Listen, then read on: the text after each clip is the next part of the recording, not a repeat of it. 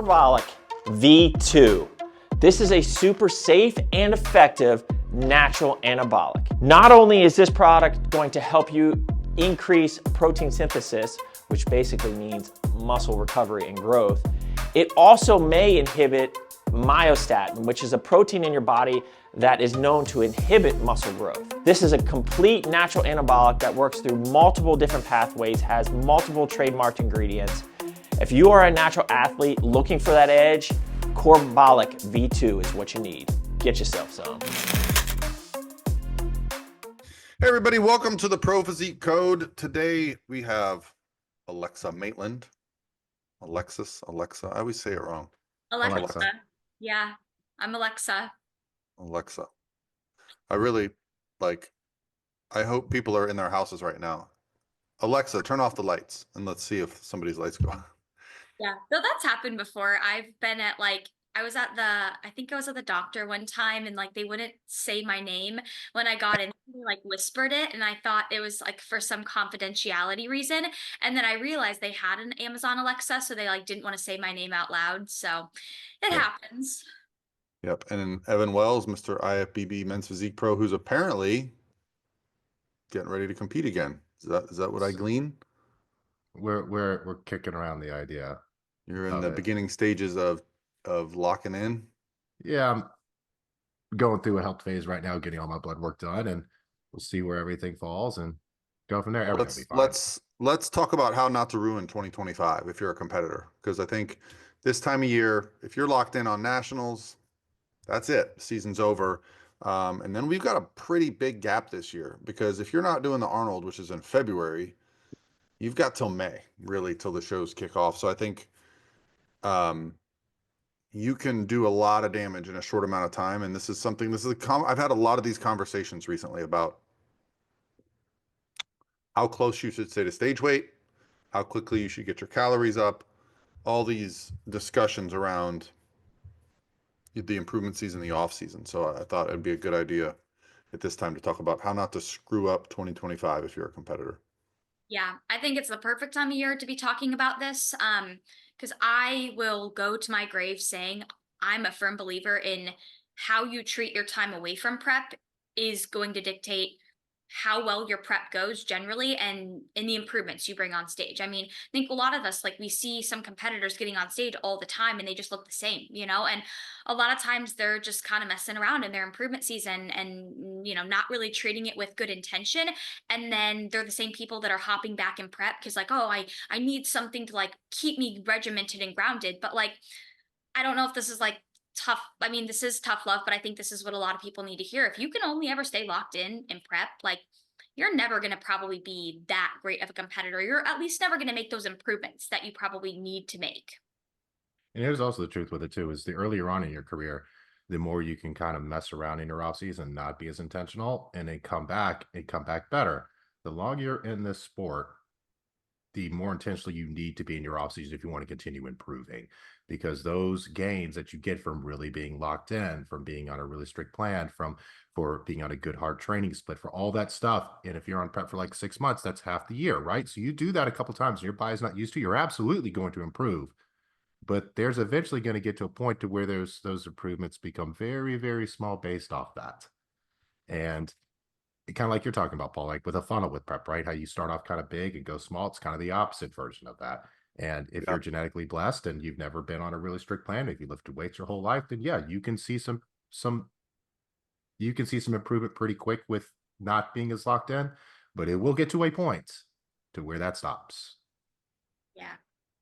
And I think part of the issue is, especially with a lot of newer competitors who have never experienced a post-show before, is I think there's a lot, the issue becomes a lot of people think, okay, I compete or I do my last show of the season and then I'm in off season. I get to have a little bit of fun, but it's really not that way. You kind of have to, in your head, think of the first 4 to 6 weeks or 4 to 8 weeks post show as being kind of like prep in a sense. I mean, otherwise, if you're just going from you finish your season and then you're going to do whatever the hell you want after that, that's when it can really spiral out of control really, really quickly. Mm-hmm. Yeah, so I like to give actual numbers to people so they can understand what's good, what's bad. I think what was often, And I've had some athletes come to me that they were told that they should be 30 pounds over stage weight. And for a A female, lot.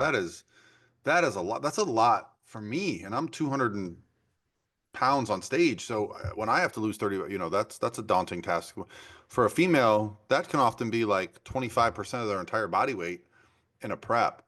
So my kind of rule of thumb for the low end of how much weight over stage weight you should be. Now that's true stage weight. If you got down and competed, but you weren't quite shredded, you could probably stay closer to that stage weight. But if you got shredded, as lean as you need to be for your category, and you're now going into off season, I usually say 10% above that number is the low end, right? So if you're a 110-pound competitor, somewhere in the low 120s, you're going to be fine. You're probably still going to be hungry, but that's the low end. But the high end, I say, is kind of 15%, right? Like if you're getting, more than that, the beginning of your prep is going to just be cleaning up the physique to getting it to a respectable look. Yeah. Yeah, and I don't know about you guys, but I generally find that the competitors that do have to lose a lot of body weight and body fat in a prep, not all the time, but I see this being a pretty common thing. Like by the end of prep, they're usually the same ones that like they're just kind of burnt out by that point because it's been a long, lengthy, gruesome prep. And I mean, even if it didn't have to get super, super gruesome, like just it's a long period of time to spend in a fat loss phase to lose 30 plus pounds.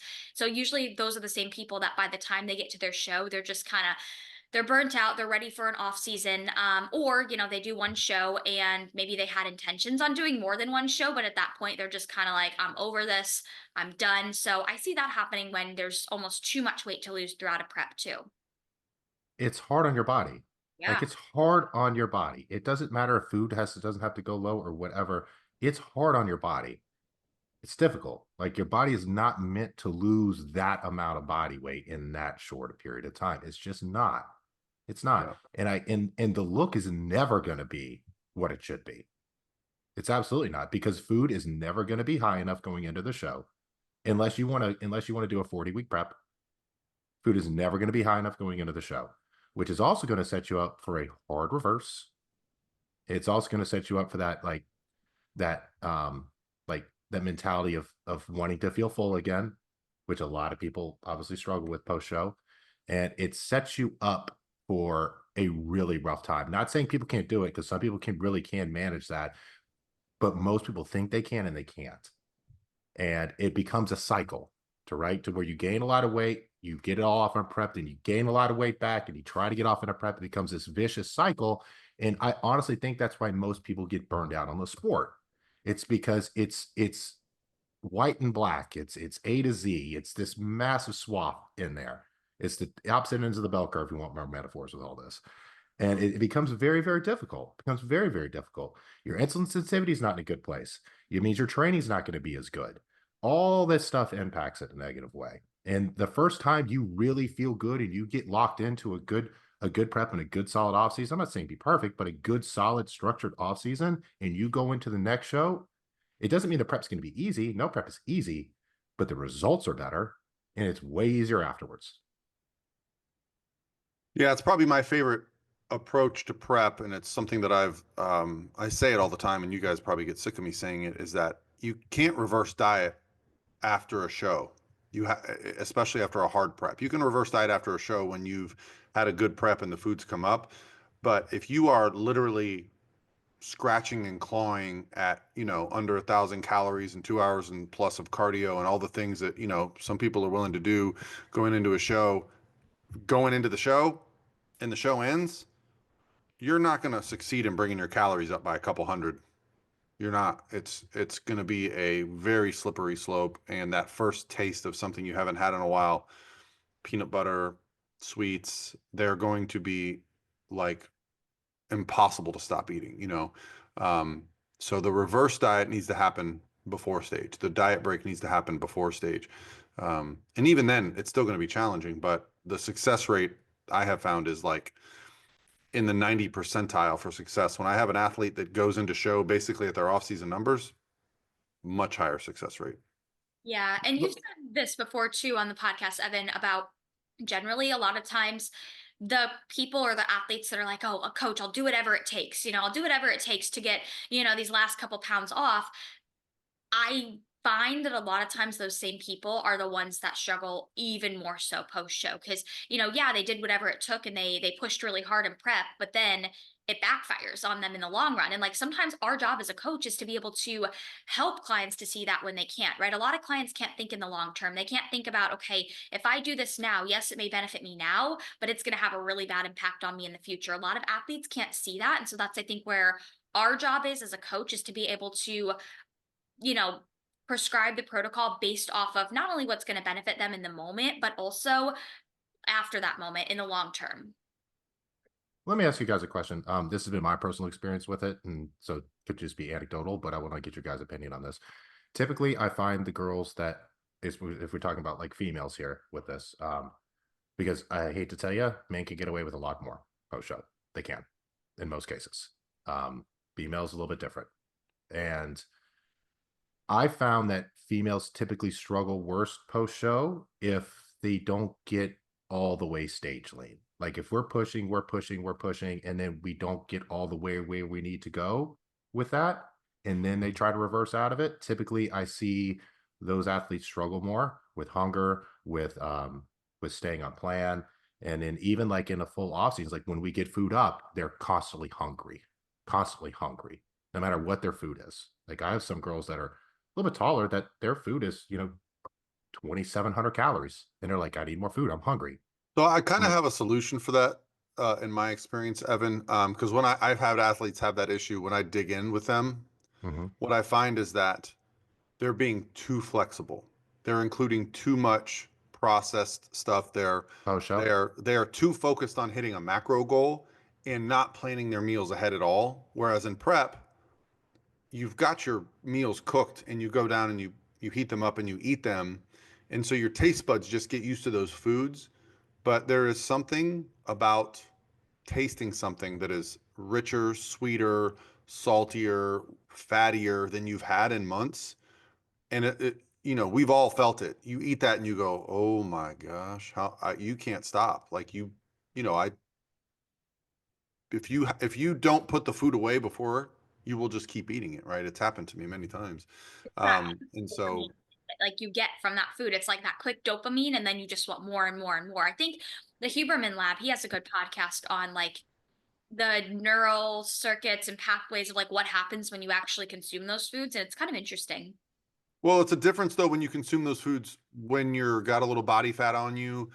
Listen, Huberman's never been contest lean. Like you can talk about all the science you want, but there's not scientific research on people that are 5 or 6 or 7% body fat. You know why? Because those people aren't going to go sit in a lab during that time. I've helped research at USF, and I actually was a part of a study, and I just remember how miserable I was having to go into that lab at 6 a.m., sit in a metabolic cart, be cold, and I'm like, yeah, no wonder there's no research on bodybuilders. At the time when I was the leanest, most fatigued, and had the most to do, I was also being asked to go do these, Mm-hmm. research, You don't want to skill. do them.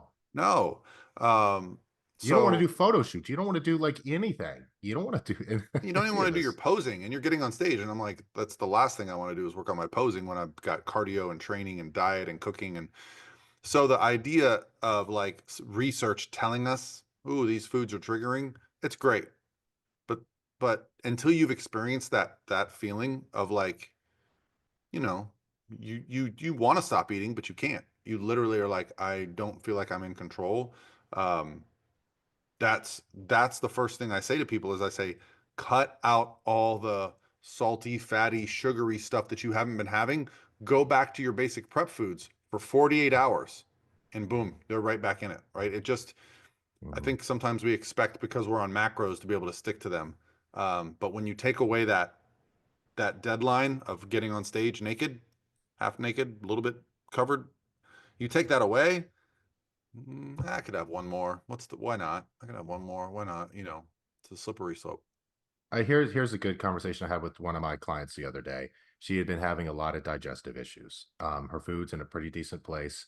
Her weight is not that terribly far over her stage weight, or her digestion was horrible, horrible. And to the fact she was going to doctors when you get GI scans. They wanted to put her on like a carnivore diet, like all this stuff to try to, fix her gut. And she was like, all my foods are clean. I'm eating good foods. I was like, well, let's jump on a call and send me all the foods that you're eating. We went through and I was like, remove this, this, and this, and replace it with this. Within 3 days, her digestion was perfect. Yep. Because she was putting too much processed stuff in there. And I think for a lot of people, I don't know what the answer to this is, but there's a lot of competitors that after they compete end up having some digestive issues that never necessarily had them before they competed. Um, I think it's more to the fact their digestion was never good before they competed. And then they actually experienced what feeling good was and having good digestion. And then when they go back to kind of what they're eating before they got into this world, they realize the havoc it actually causes on their body. Yeah, I think that's a good point. I do think some bodybuilders too, why they struggle with digestion, or like, maybe they're like, oh, I was able to eat this food at one point in my life and now I can't tolerate it. I think part of that too is, I mean, we end up, especially if you're prepping, you end up kind of getting very simple with your food choices, right? Now that's not to say I ever encourage anybody to like eat the same three foods and nothing more. Like, I think that micronutrient diversity is important, but I think when you eat like the same foods for so long and you don't have, certain foods for a while, you kind of just develop a little bit of a intolerance to them too. Because I know that's happened to me with certain foods, but I also think, part of what you said is true, Evan. You don't like, when you get into the sport of bodybuilding, you realize what good digestion really feels like. And then Mhm. you go back to eating what maybe you once did at, before you got into the sport. And then you realize, oh yeah, these foods definitely don't make me feel really good. Kind of like drinking, right? Like I used to drink a good bit when I was younger, and I still drink now, but not like I did when I was younger. And I went years without drinking. And then when I started kind of drinking again, I was like, wow, these hangovers are horrible. Right? It's like you forget what it was like when you're in it. And also, too, I think a big part of this that people are finally starting to talk about is the food sources in our country have progressively gotten worse and worse and worse and worse. Food is worse now than it was 10 years ago. And it's just getting worse. And not even just like the food sources, like the meat sources and the protein sources we have with conventional farming, and which anyone that's actually seen how conventional farming works will quickly understand why it is not the best. Um, it's the processed foods too. Like there's just more stuff being added to everything in here. And the more stuff you throw at something, the more variables you throw in there, the more likely it is that your body's not going to like it. It's not going to respond off it. And I mean, like we were talking the other day about like that Biscoff butter, right? Just what am I? It is delicious. And the crunchy version of that is even that much better. So imagine like crunchy peanut butter, but without the peanuts. It's just little bits of like Biscoff cookie that taste like Biscoff. It's amazing. I ate some of that. I was wrecked for 3 days. I looked at the back label. That thing has to have 40 ingredients on it. Right. And the more stuff, some people digest it totally fine. Yeah. But No, I what's the have some friends likelihood that that one of those ingredients doesn't sit with you? Pretty yeah. good. Yeah, I mean, so that's a part of the equation for, you know, why you're struggling is like look at what you're including because, we do get the one thing about prep is that we just get so repetitive with our eating. And I mean, how many of us have been like looking forward to a meal of like lean ground beef, carrots, and like just foods that you would normally be like, that doesn't sound good. But in prep, you're like, oh, I can't wait for this meal. And that's just how powerful that taste buds and all those things are. So, Mhm. you know, it's sometimes a tough conversation. I had a conversation with an athlete just recently. She did a show. She's like, hey, I want to do the May natural Pittsburgh Pro Qualifier. And she had a long season. And I said, okay, well, that means we're in prep right now. She's like, what do you mean? I said, well, that's 6 months from now. So if you gain 10 pounds, 12, 15 pounds, prep's over. We're not going to be able to lose 15 pounds in 6 months after you just lost that, more than that. So I said, we got to stay within 5, 10 pounds of stage weight to have a shot. And, after the first week, she was up 6 pounds. And I said, okay, so what happened? Well, I stuck to my macros all day, but at night, I went off plan. I said, okay, listen, I understand it. If that's okay with you, we'll continue. I'll bring your food up. And she's like, why? I said, well, you just gained 6 pounds the first week. So like, we've got to reel this in. So then I said, go back to your prep foods, higher calories. And this next week she maintained, even dropped like a half a pound. Right. And so then she was like, oh, can I get leaner now? And I said, no, like, you know, so the idea has to be that you've got to allow the body to come back up with a little bit of body fat without running away. And Yes. that is a challenge.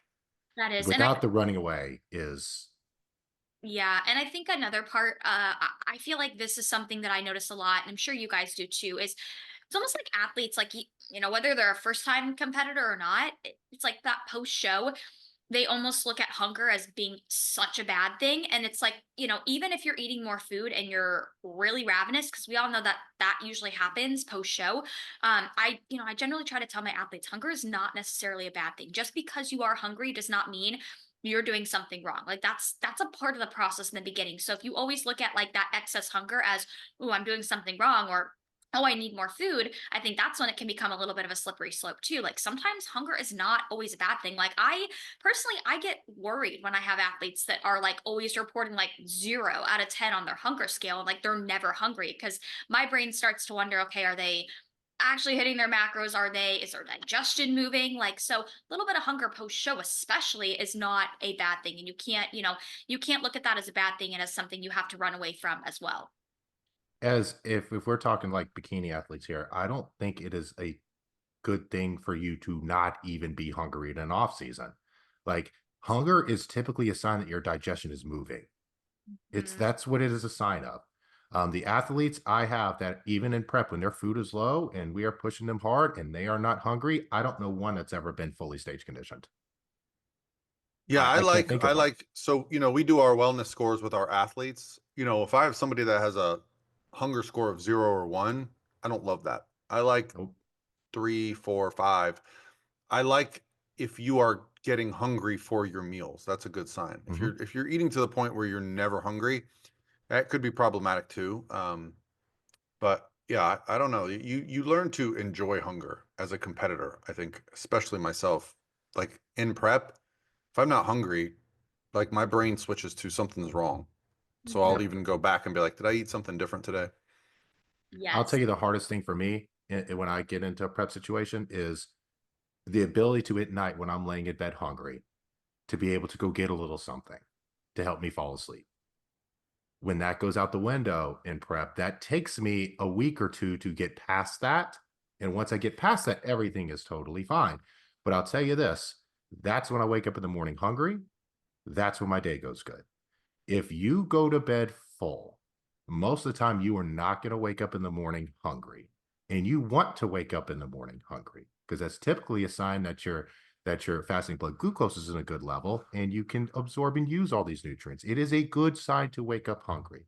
Yeah. It's a good sign. If I have athletes that wake up and they're like, I'm not hungry in the morning, and if it's not a sleep issue or a stress issue, then it's probably a digestive issue. So we're going to start looking some Well, food there's choices that we're also, having here. hunger is more closely associated with patterns of eating than anything. So if people are Hmm. normally, like, just growing up, I just remember my mom never ate breakfast, but because she never ate breakfast, she was never hungry in the morning. And she was normal weight and all that stuff. So, yeah, I've noticed myself, if I change my eating patterns, my hunger signals will change. Hmm. Um, because I definitely wake up starving in prep, and I wake up mildly hungry in the off Yeah. season. Yeah. But we're talking about like prep situations, though. You want to be waking up in the If morning you're not hungry waking up in off hungry and you're season. in prep, that's different. Yeah. Yeah, that's Yeah. something you got to. I always like to talk about this, is the way I've described, because I've had a lot of people come off shows at this time of year. The body post show, and I want everyone to think about this analogy. You're like a dried up sponge. You're like a dried up sponge. Most people, unless you reverse into it. I have a few ladies like Anina that just did the Ben Weeder Naturals. I mean, that girl, I don't think dipped under 320 grams of carbs a day at all. Her, she's fine. Like we're struggling getting her food up from already where it is, right? But most people are like a dried out sponge at the end of prep. And you have to realize that when you start dumping a bunch of garbage in it, that thing's going to weigh down and fall through the floor. Think about that's how your body is post show. And it's important because that's going to set you up. I know we've talked about this. This is going to set you up for the rest of a productive off season. If you throw on 15 pounds in 2 weeks, your off season is going to be in a rough place.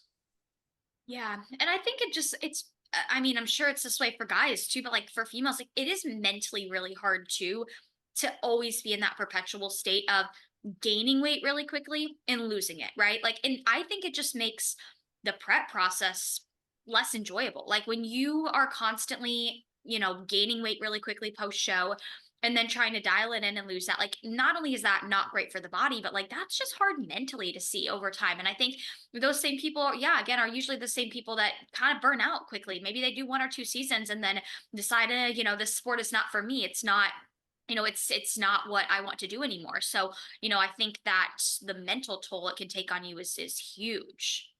Yeah, so you make a really good point there. So I attribute a lot of the success that I've had with competitors staying closer to stage weight and staying happy in the improvement season to a couple things. One is, of course, diet breaks and reversing into shows and, flexible dieting because we're not, treating food like it's good or bad. But another one is setting the next goal and not just ending the season and going, I don't know what's next, right? It's literally, and then now, fortunately, I work with competitors who are chasing something, right? If they're NPC, they're chasing an overall. If they're you want an overall, they're chasing a pro card. If they want a pro card, they're chasing, top five at the a pro show. If they've, if they're a Masters competitor, now they got the Masters Olympia. Whatever it is, they're chasing something. So generally speaking, when that, like I just had a couple girls at the Ben Weider, um, I had a girl, Jessica, who I think has the tools to be a pro. She came to me mid prep, very difficult prep. Getting body fat off of her was a struggle. So I've had a lot of talks with her. I said, listen, you can be a pro. This next couple months is very important for you. And so I said, let's set this as our show date for next year, right? Because even if it's just a couple times a month where she could go off the rails and she goes, you know what? I want to do that show. Let me just kind of reel it in here a little bit. So even if it just helps a little bit of decision making along the way, I'm not suggesting that people restrict their lives and act like a monk year round and be in prep year round. But even with something like a holiday, a lot of times people are like, "Oh, coach, what am I going to do? It's Thanksgiving. I just want to go. It's one meal. Yeah.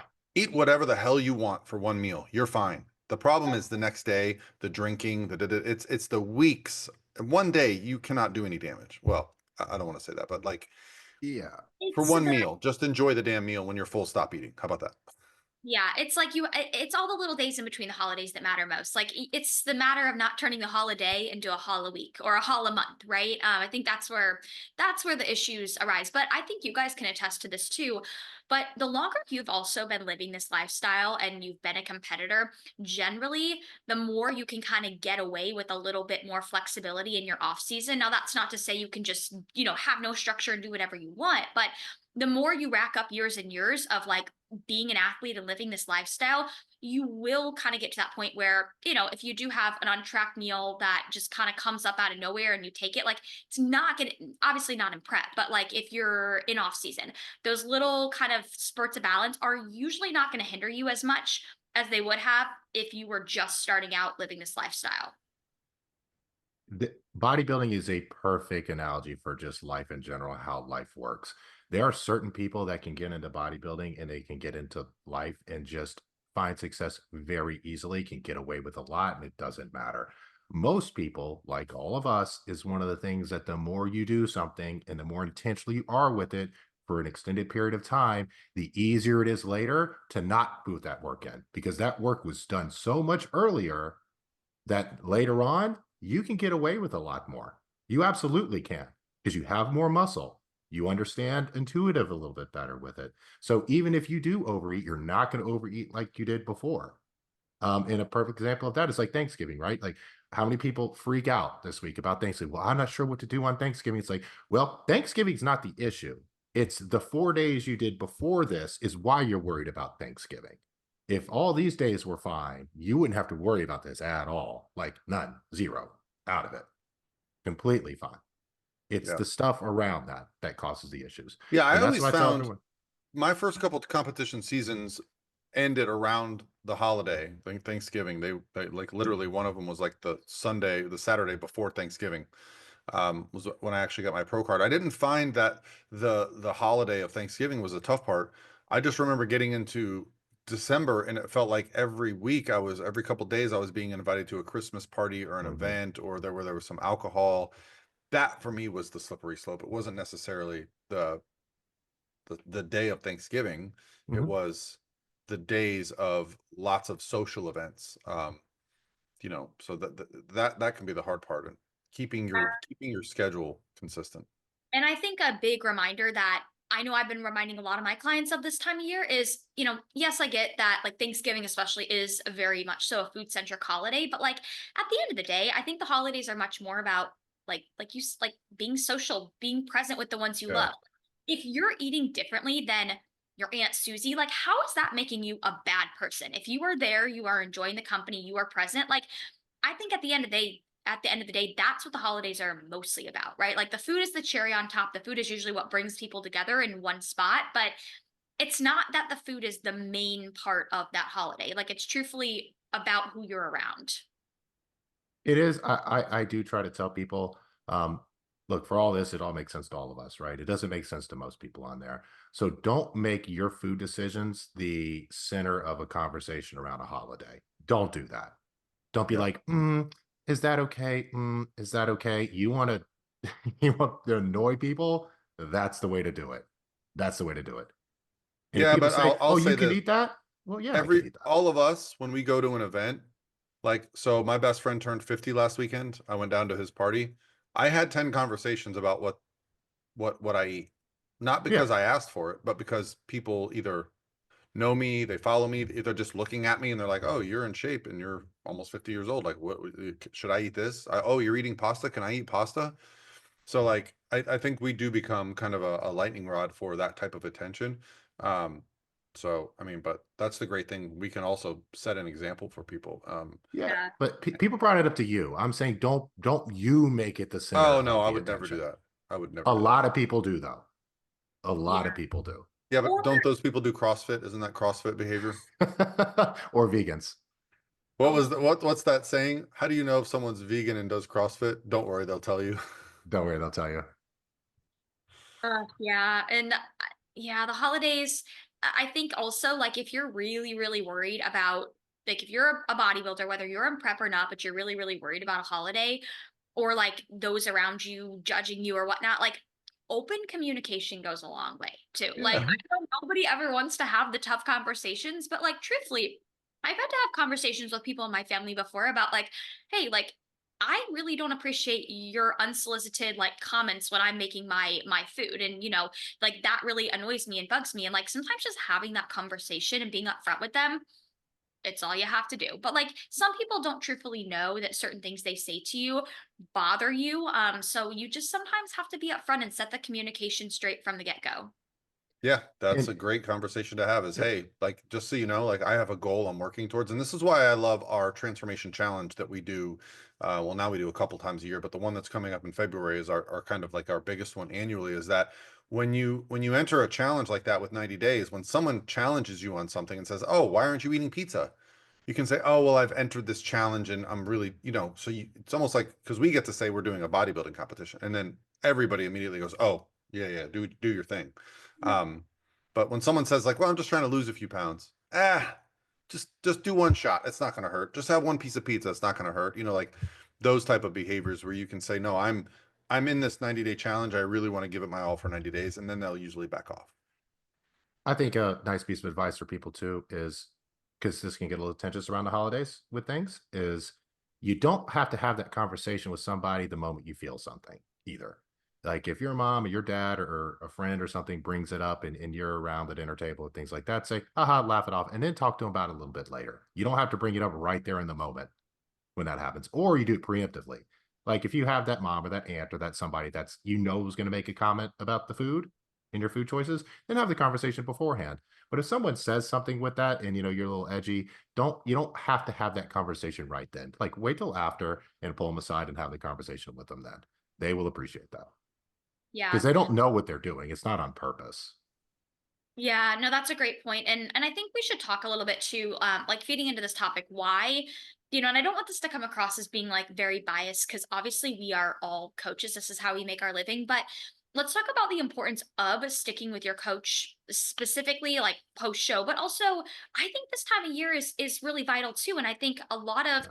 people have this idea of like, okay, well, it's the holidays. I have this event, I have this event, I have this event. I don't know if it makes sense for me to, do coaching right now. I think I'm going to take a break and come back. And, 9 times out of 10, they take a break, and a lot of times they don't end up coming back. But I think what people have to realize is like, you need a coach even more so when your life is maybe a little busier or harder to navigate, right? Like that's what we're here for. We're here to help you navigate those tough situations. We're not here to just coach you when everything in life is perfect, right? Like a lot of times you need coaches even more so when life is a little chaotic. So, I think you have to kind of consider that and put things into light there.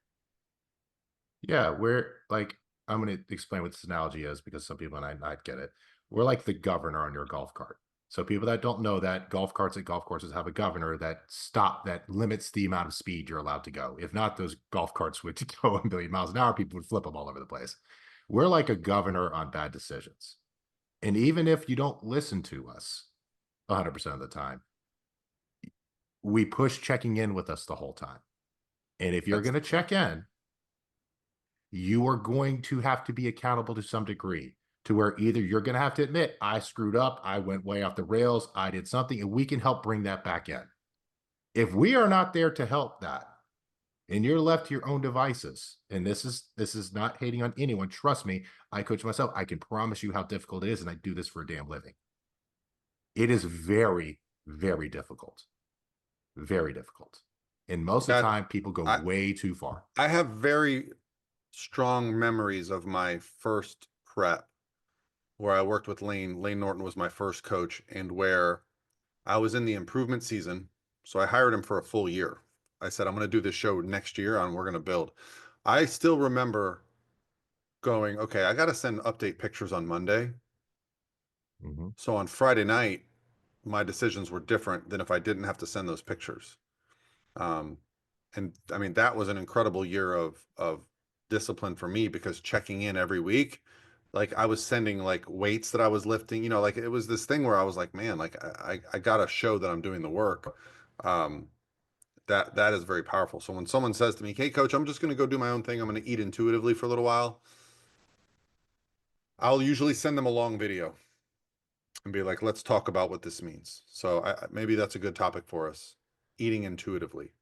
That could be a good topic, because I've gotten asked that before too, like from competitors about when will I be able to eat intuitively, or will I be able to? So that could be a good future topic for sure. Well, I think eating intuitively, well, I mean, we could just talk about it right now, because that's one way not to screw up your 2025 is by the idea that after, so first of all, if you've been tracking macros for any length of time, 6 months, a year, you are more equipped to eat intuitively than 99.9% of the population. So your intuition is going to be a little bit better because you know what is in foods, right? But someone that's, had an eating disorder, because this is often given to them, is like eat intuitively. Yeah. Yeah. That counting macros is unhealthy for them. Right. And listen, I'm not a therapist. I'm not saying that I'm right and they're wrong, but the idea of letting somebody put on 30 pounds, 40 pounds of body fat because they're eating intuitively, like your intuition is generally going to be what sounds the best right now. And if you go to a restaurant, I promise you the best sounding thing is probably going to be the most calorie dense thing on the menu. So if you're not trying to put on lots of body fat, that eating intuitively, and this is exactly where you're at after a competition. Yeah, and your intuition is very much so emotionally driven too, and that's Yeah. part of it. That's part of the issue. Like your intuition, especially post show, is not going to be logically driven, right? It's going to be very emotionally driven, and you're probably going to make really crappy decisions based off of your emotions in the moment. And another thing is too, like, hey, I'm all for, eventually working up towards maybe having like an intuitive eating day in a client's program, weekly if they're in their improvement season, but it also makes it really hard on us as coaches. Like if you want to compete in the future, if you are just eating intuitively all the time and you have no idea in terms of like how much you've been eating, like it makes it hard for us as coaches too to know, okay, where are we starting like calorically with you? Should we be starting prep yet? Is your metabolism in a good spot? So it kind of makes that side of things hard too. Mhm. Oh, I agree. Yeah, the best place to be. So for me, when I feel very confident, like if you guys are following Kathy Seitz, you know, I coached her through multiple competition season, including getting her pro card, getting on the pro stage. And then when she transitioned away from competing, she's like, I'm done competing. Um, she's maintained a very healthy body composition, eating intuitively. She doesn't track. She talks about that quite a bit, but that's also because she created such great habits that she didn't need to track. She can Mhm. look at a plate of food and kind of know, okay, what am I doing here? She can also wake up in the morning, you know, and this is the other thing, checking your weight is not a bad habit. Okay. Like this is, you know, when they talk about, you know, research talks about the people that are the most successful in losing weight and keeping it off, the two of the most common traits they see among people that keep the weight off is they regularly check their weight and they also prep their meals ahead. So they're doing these things of accountability. You know, if you get on the scale one day and it's up 5 pounds, ooh, okay, all right, maybe today I just back off a little bit. Maybe I had a little too much sodium. Maybe I had too much calories yesterday, right? So, but if you never step on the scale and if you're afraid of the scale, that might indicate a problem.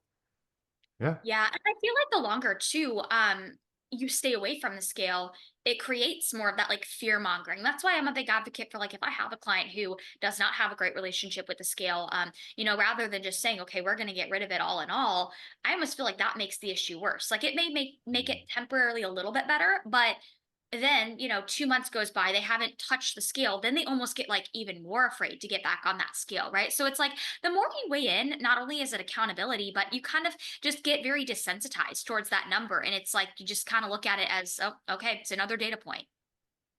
It's data, right? Like it's data.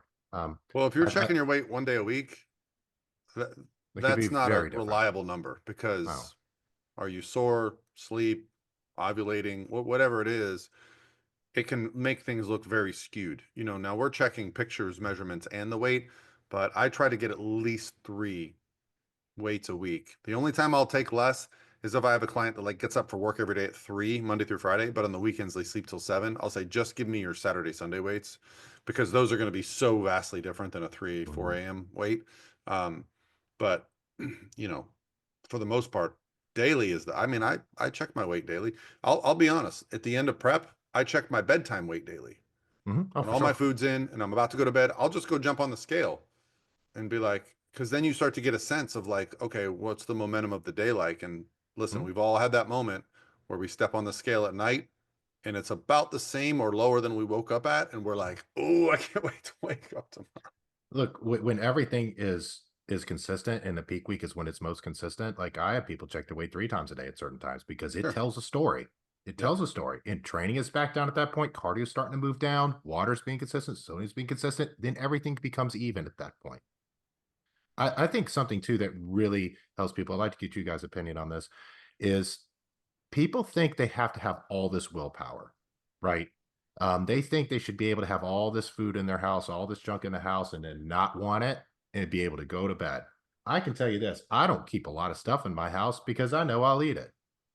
Yep. It's set yourself up for success. Don't set yourself up for failure. And Put a most barrier. people set themselves up for failure. They will Listen, go get this stuff, they'll have it all in the house. I know all that stuff's at Target that I want. I Mhm. know at Publix is right there and they have all the ice cream. But that getting in my car and driving there to get it is generally enough for me to go, I don't need it. But if it's Yeah. downstairs or down the hall, yeah, it's a lot more likely. Bro, Oh, when I yeah, used to live next to Whole Foods and it was attached to my building, that was you did. I remember dangerous. that. That was Well, You better dangerous. never live next to a crumble, bro. Oof. well, I They live had the cookie bar there. That was dangerous. I live close to Publix, but thankfully, like you have like it's like a half a mile one way. So if I like have to really have energy to like want to walk there, so it's not too tempting. But yeah, I agree. I think out of sight, out of mind. If I don't have something in my apartment, in my pantry, in my fridge, like I'm not thinking about it. But if I do have something specifically very hyper palatable in my pantry, in my fridge, like a lot of times that's all I'm fixating on, you know? And then, so yeah, I agree. I think you do need to set yourself up for success. I think the only time that I do feel like this can become a little bit of an issue is like with people who have kids and they're keeping more like snacky items in their pantry. But even then, so I mean, I would think, most parents are not just stocking their fridge and pantry with a ton of junk for their kids. I mean, of course, there's probably going to be some things that are not so great, but hopefully it's not like just a ton of, little Debbie snacks and candy, that you're feeding your kids all the time. Hey, don't judge me. I mean, I will say I did have that stuff growing up as a kid, and here I am, but I think Here's the difference. Here's the difference with kids. Mhm. That people talk about, oh, like your kids eat junk food. Yeah, my kids eat junk food. They also don't sit still. They are on the go all day. Also, me, Lexi, Evan, we're done growing. We're not getting any taller. Kids are growing by the day. Like my kids are, 10, 6, and 4. They are literally housing food and they wake up every day an inch taller, I swear. So like, yeah, if my kids were overweight, no, they're all underweight, if anything. So like I don't restrict. I don't restrict. Now, what's funny about kids is what I've noticed with my kids, if I have a bowl of bananas and a bowl of candy, they're about 50-50. Sometimes they just want that banana. It's not always about the candy. So like, but if they never have candy, watch out. I've had some kids stay with my house that were not allowed to eat candy, and we kind of keep it in arm's reach. And those kids left, and I remember going in there and being like, "There's 25 candy bars missing." Yeah, it's funny because like you always like at least I do. I always remember like those people that like those friends growing up that their parents wouldn't let them have anything quote unquote unhealthy, and like they were the ones with the worst eating habits. Like they'd come over to my house where my parents were the same. Like we could eat whatever we wanted, but we never were crazy. But like when that friend would come over to my house, like they would have everything in sight. And it is kind of an interesting philosophy because like growing up, it makes me wonder that if I grew up and my parents really restricted me, it makes me wonder like what would I be like today? Because I honestly could eat whatever I wanted growing up. And then now, like, I am how I am now. So it's kind of interesting to think about that. Yeah, yeah, and listen, everyone has their own approach and philosophy, but as a competitor, I think it's best, at least until you have complete control, that you don't keep things in your house. Like if I go to the store to get ice cream, I don't get 10 pints. I get one that I'm going to save for like Saturday night while I'm watching the new season of Stranger Things or whatever. Like I plan that around it. I don't just get it and eat it every single day. It's more like, that's for me personally. Yeah. Um, Portion you know, control. Even recommended for some of my clients who have kids, like so let's say they have chips, goldfish, whatever in the pantry. Sometimes what I'll tell them to do is like when they get that, or either buy like the individual portion sized things, or if you get a family size bag of something, automatically put it like in portion sizes and baggies. That way you're not as tempted to go crazy with it and eat like 5 servings at once. Most of the kids snacks now come in like 100 or 150 calorie bags. Mhm. Yeah, like so like my pantry has like, because when we're doing lunches in the morning, we're grabbing one of this, throwing it in. So they come pre-packaged. Yeah. That's really nice. Yeah. Yeah, yeah. Well, any other things you guys want to talk about when it comes to not ruining your season in 2025? Well, let's just recap. So we just give everybody some guidelines. I think first is set your next goal, right? If your season's ending at nationals, and this is a conversation I just had with I trained with you, Lexi, the other day. I had 2 girls there that are doing nationals. And I talked to both of them about the potential of getting a pro card and then what happens if we don't get a pro card. So because I think both of them have the potential to turn pro there, but that doesn't matter. It matters um, what who's there that day and all those things. So for both of them, I said, hey, this is what I think we could be doing after the show. And they were both very receptive to that. Ooh, I like that idea. Right. So already getting their kind of mind going around this idea of what's next. Because I think that's the scary part for the competitor is sometimes the success is the hard part, right? They when they're chasing something, they're doing great. When they obtain it, that's when you kind of can feel lost. It's almost like that, you know, Evan and I experienced this in college when our competition season ended for football, and I played baseball. And I remember distinctly when baseball season was over, that next Monday, going to class, coming back to my room and being like, what do I do? Like Mhm. I didn't have study hall. I didn't have to go weightlifting. We weren't even allowed to go to the fields because they had like the NCAA rules on that. Yep. So like some of the guys would go, one of the assistant coaches would open up the batting cages, but I was a pitcher. So I would just wander up there to hang out with my friends. I felt like so like lost. That's, I think, the hard part for the competitor. So like talking about that next goal is huge. Oh, Yes.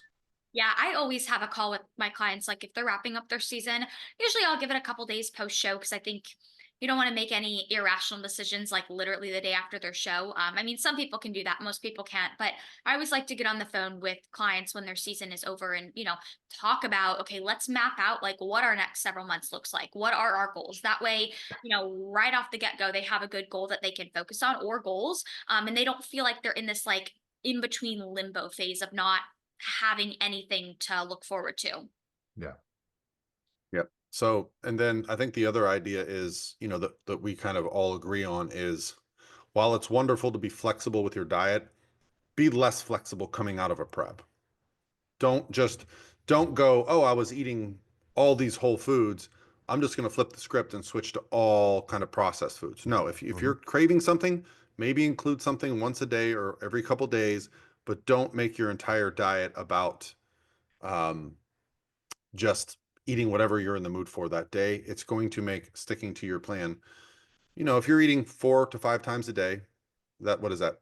Times, 28, 35 meals a week.